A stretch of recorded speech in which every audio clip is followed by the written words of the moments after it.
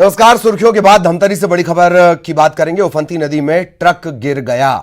सिंदूर नदी का ये पूरा मामला है। लोडेड हालांकि ये ट्रक था। धमतरी से हावा के बीच जो सिंदूर नदी है, इसके पुल के ऊपर से पानी जा रहा था। इस ट्रक ने, लोडेड ट्रक ने, यानी बहुत भारी होता है लोडेड ट्रक, इसने कोशिश की पुल को पार करने की। पानी का हल्का सा झटका आया और ट्रक डूब गया। इसके बाद ड्राइवर को लोगों ने किसी तरह, जो आसपास ग्रामीण थे, उन्होंने किसी तरह इसे बचाया है। भारी बारिश के चलते सिंदूर नदी उफान पर है। अच्छी बात यह, ट्रक में फंसे ड्राइवर का रेस्क्यू कर लिया गया। और गलत और खराब बात यह कि बार बार समझाइश के बाद भी वही तस्वीर।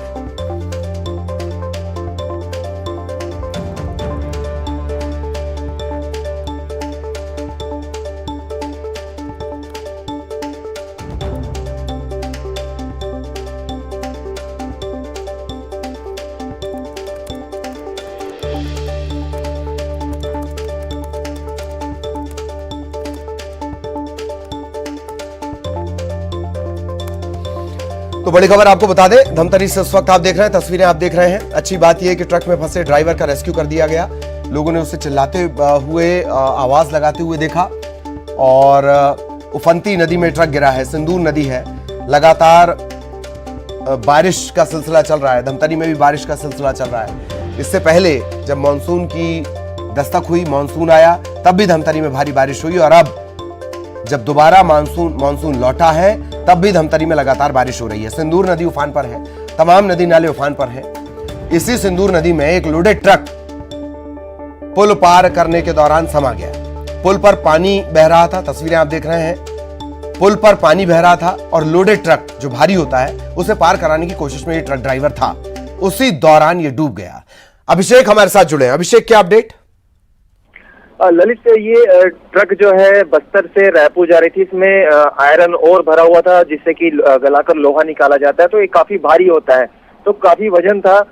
शायद चालक को ये अंदाजा नहीं था कि पानी का बहाव कितना तेज है। और उसने बहते उफनते पुल के ऊपर करीब 3 फीट पानी था।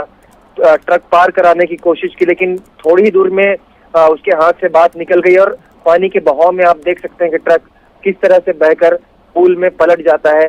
गनीमत रही कि चालक को बचा लिया गया। स्थानीय लोगों की, पुलिस की मदद से चालक को रस्सी पकड़ाकर बाहर निकाल लिया गया और अभी वो सुरक्षित है।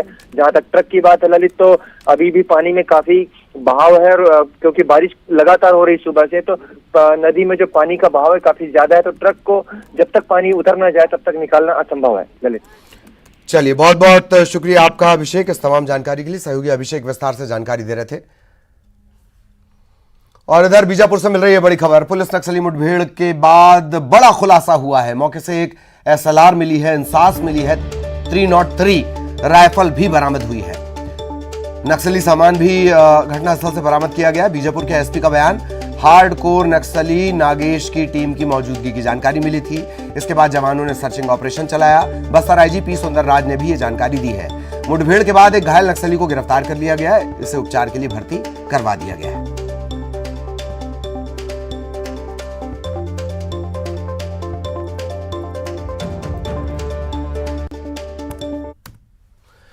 और छत्तीसगढ़ में विश्व आदिवासी दिवस की धूम रही। कार्यक्रम का आयोजन भी अलग अलग जगहों पर किया गया।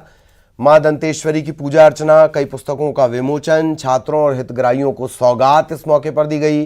कई शहरों से आदिवासी जुड़े थे, उनसे खुद मुख्यमंत्री ने संवाद भी किया।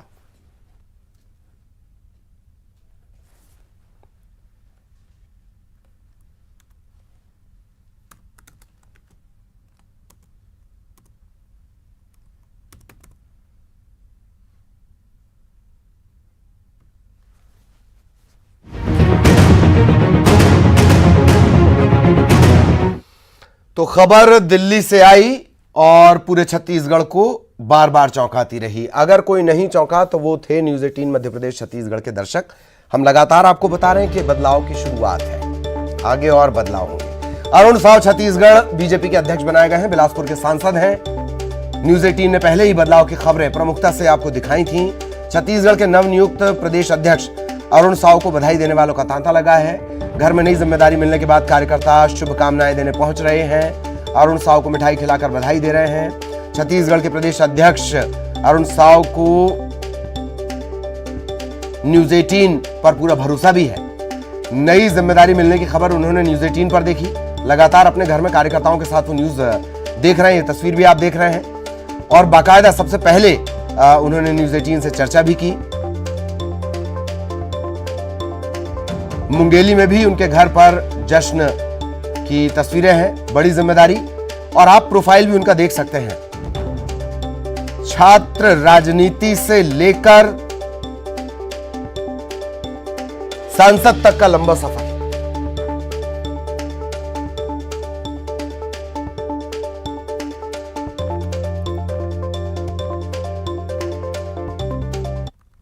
छत्तीसगढ़ के नवनियुक्त प्रदेश अध्यक्ष अरुण साव मेरे साथ हैं। अरुण जी, न्यूज 18 की तरफ से आपको बहुत बहुत बधाई। नई जिम्मेदारी आपको मिली है। अब मेरा सवाल, कितनी बड़ी चुनौती 2023 आपके लिए? आपका बहुत धन्यवाद। निश्चित रूप से भारतीय जनता पार्टी ने एक बहुत ही साधारण कार्यकर्ता को, जो बूथ इकाई का अध्यक्ष रहा है, जिसने झंडे डंडे बांधे हैं, जिन्हें दीवार लेखन किया है, एक बहुत साधारण कार्यकर्ता, एक जमीन का कार्यकर्ता, उस कार्यकर्ता के ऊपर केंद्रीय नेतृत्व ने, पार्टी नेतृत्व ने एक बड़ी जिम्मेदारी सौंपी है। निश्चित रूप से जिस भरोसे के साथ, जिस उम्मीद के साथ केंद्रीय नेतृत्व ने जिम्मेदारी सौंपी है, उनके भरोसे पर खरा उतरने के लिए परिश्रम की पराकाष्ठा करेंगे। और अटल जी ने जिस बड़े मन से छत्तीसगढ़ अलग राज्य निर्माण किया है, अटल जी के सपने को साकार करने के लिए 2023 में छत्तीसगढ़ में भारतीय जनता पार्टी की सरकार बने, छत्तीसगढ़ में कमल खिले, छत्तीसगढ़ के लोगों के आकांक्षाएं पूरी हो, इसलिए पूरी ताकत से लगेंगे। सबका साथ लेकर, सबको मिलकर छत्तीसगढ़ में कमल खिलाएंगे। अरुण साहब, आप कह रहे हैं कि छत्तीसगढ़ में फिर से कमल खिलाना है। अरुण जामवाल साहब आए हैं, नई जिम्मेदारी दी है, तो ये माना जाए कि ये और छत्तीसगढ़ में भाजपा की सर्जरी का पहला कदम है। आगे और भी इस तरह के बदलाव देखने को मिलेंगे? देखिए, भारतीय जनता पार्टी सतत रूप से काम करने वाली संगठन है।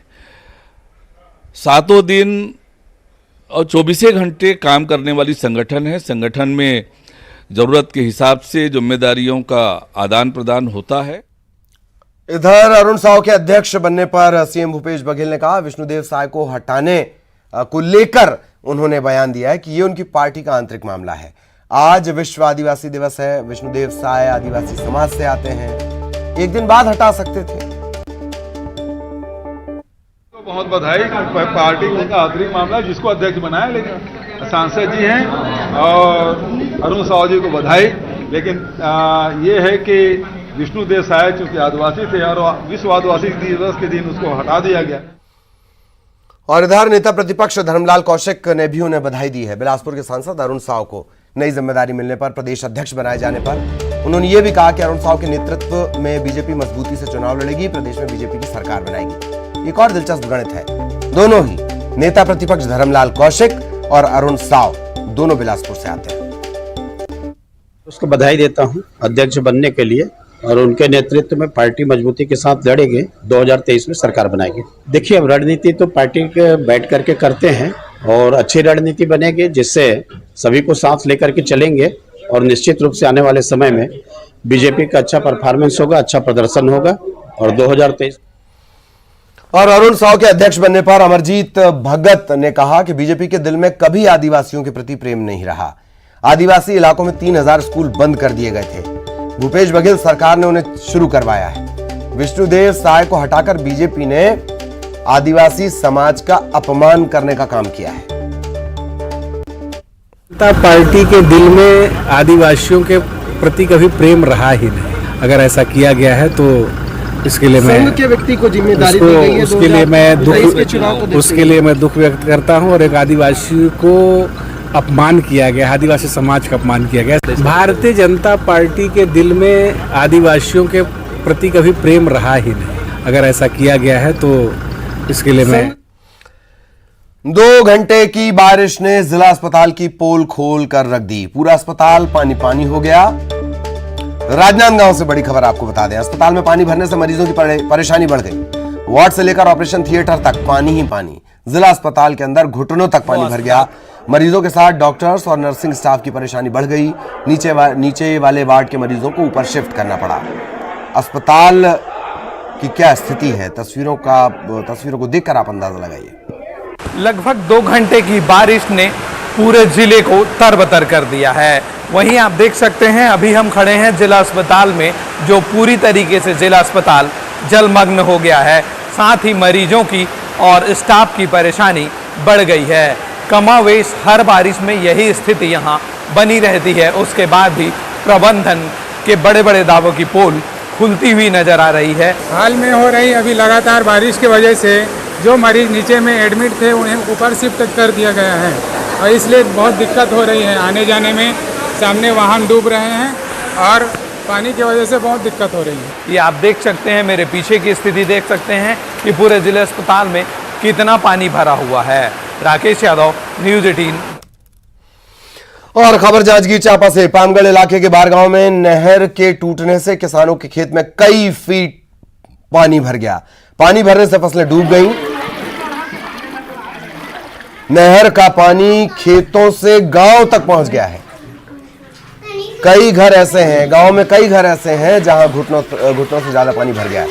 किसानों ने जल संसाधन विभाग के अफसरों पर लापरवाही के आरोप लगाए और प्रभावित किसान और ग्रामीण होने वाले नुकसान की भरपाई के लिए अब सरकार से मदद मांग रहे हैं। नहर टूटने की जानकारी मिलते ही तहसीलदार और राजस्व विभाग के अधिकारी, जल संसाधन विभाग के कर्मचारी गांव में पहुंचे। टूटी नहर की मरम्मत शुरू कर दी गई है। राजस्व विभाग के अधिकारी किसानों और ग्रामीणों को होने वाले नुकसान का आकलन कर रहे हैं।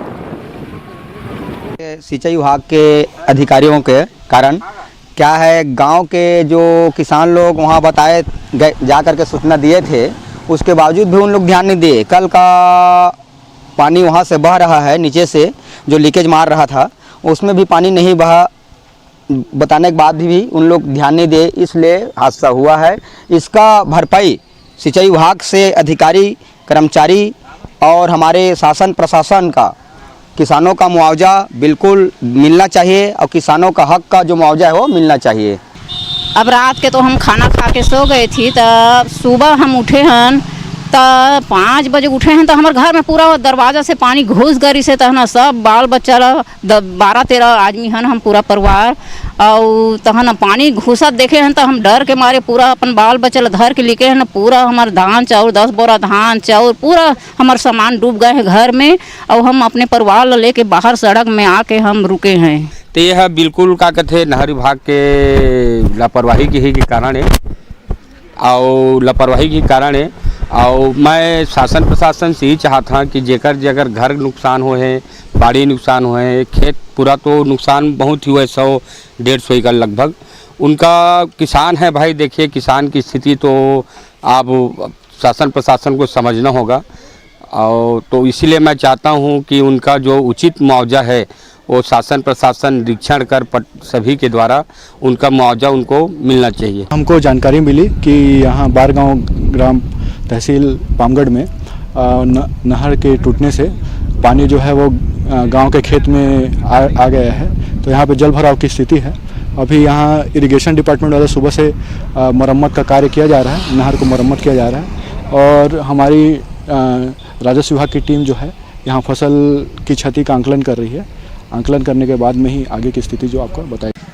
इस वक्त हम मौजूद है जांजगीर चांपा जिले के पामगढ़ विधानसभा के ग्राम बारगांव में, जहां पर नहर विभाग की लापरवाही की वजह से जो है लोगों के घरों में पानी घुस रहा है। आइए हम आपको दिखा रहे हैं कि किस तरीके से लोग जो है परेशान और हलाकान है। आइए हम आपको दिखा रहे हैं, आप देख सकते हैं कि किस तरीके से जो अंदर में जो सामान है वो काफ़ी इनके जो है भीग गए हैं। उसके साथ साथ जो है आइए हम आपको और घर के अंदर का नज़ारा दिखाते हैं कि किस तरीके से ये आप देख सकते हैं कि किस तरीके से इनके घरों में 2 से 2.5 फीट तक का पानी जो है भरा हुआ है। आप देख सकते हैं कि कैसे ये पूरे इनके बर्तन और जो बच्चे हैं वो कैसे ऊपर में बैठे हुए हैं।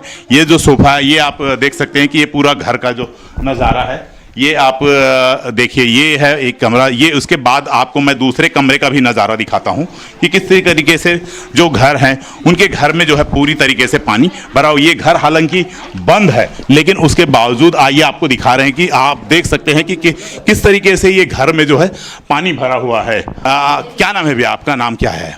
मेरा नाम अमरदीप है। ये घर क्या आपका घर है? हाँ हमारा है। कितने बजे हादसा हुआ, कैसे किया? क्या आप अपना सामान कुछ निकाल पाए थे कि पूरा सामान छोड़ के? सामान नहीं निकाल पाए थे। तकरीबन 5 बजे पानी पूरा लपालप पीछे से आने लगा। फिर हम लोग बच्चे लोग वगैरह और अम्मा सब लोग हम लोग बाहर निकल गए और सामान पूरा बिखरा हुआ था।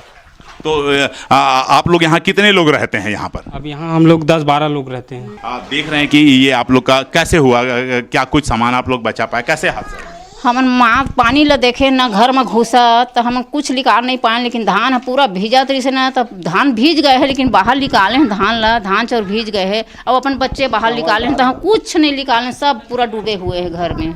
जो ग्रामीण हैं, जो किसान हैं, उनके लगभग 100 एकड़ के फसल भी पूरी तरीके से चौपट हो गए हैं। रोहित शुक्ला, न्यूज़ 18, मध्य प्रदेश, छत्तीसगढ़, जांच। इधर हर घर तिरंगा अभियान के तहत तिरंगे की डिमांड बढ़ गई है। बीजेपी ने एक हफ्ते में तिरंगे से 40,000 रुपए की कमाई की है। बीजेपी मुख्यालय से तकरीबन 1100 तिरंगे बेचे गए हैं। 2 अगस्त से बीजेपी मुख्यालय में तिरंगा सुविधा केंद्र खोला गया था। पहला तिरंगा बीजेपी के प्रदेश अध्यक्ष वीडी शर्मा ने खरीदा था। दयाल उपाध्याय परिसर प्रदेश कार्यालय भोपाल में भारतीय जनता पार्टी ने तिरंगा उपलब्ध कराने के लिए, मानक तिरंगा उपलब्ध कराने के लिए एक सुविधा केंद्र खोला था। उस पर हमने सशुल्क जो है झंडे उपलब्ध कराने का काम किया। 2 अगस्त से ये कार्य प्रारंभ हुआ था। आज 9 अगस्त तक में हमारे लगभग 1100 झंडे जो है सुविधा केंद्र से लोगों को हमने उपलब्ध कराए हैं और लगभग 40,000 रुपये का उसकी जो है लागत मूल्य हमको उसके बदले में प्राप्त हुआ है। ये अभी कब तक केंद्र संचालित रहेगा? ये तो लगातार रहेगा, 15 तारीख तक रहेगा कंटिन्यूसली, क्योंकि 13 से 15 का अभियान है तिरंगा, हर घर तिरंगा अभियान।